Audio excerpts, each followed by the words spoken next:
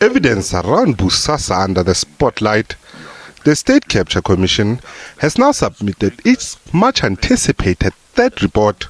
During the Commission's work, evidence around Bosasa was amongst the interesting testimonies.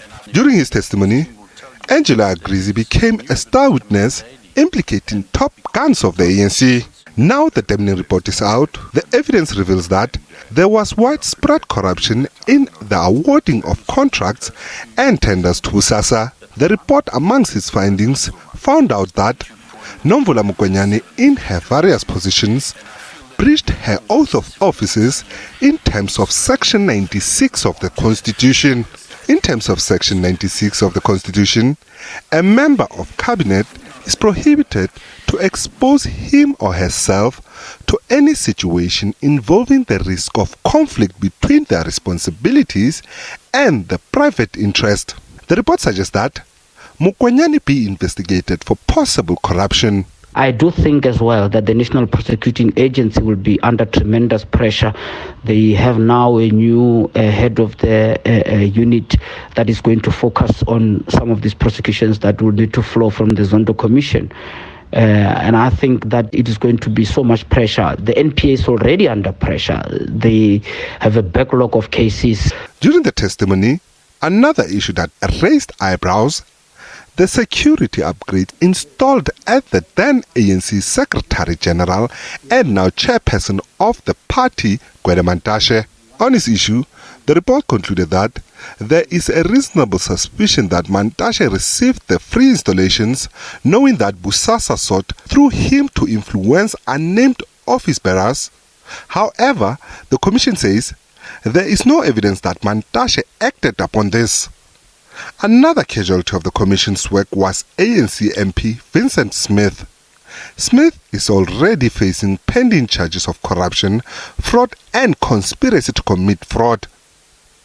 On former Deputy Minister of Correctional Service Thabang Makwetla, his issue also security installations. The report will leave the party even more and more divided. Because now it's not just about the factions, it's about the report that even implicates those that are at the center of power now, not just those that are displaced from power. So it raises a concern, and people will ask President Ramaphosa, will be expecting him to also do something in line with what was said by the report. ANC MP and former National Assembly Chairperson Cedric Frolic was not also spared.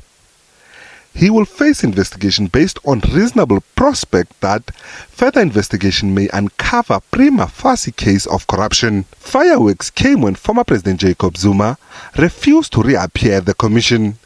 The Commission says a significant portion of the evidence against Zuma on Bosasa is hearsay, but hearsay evidence is admissible in the Commission's proceedings.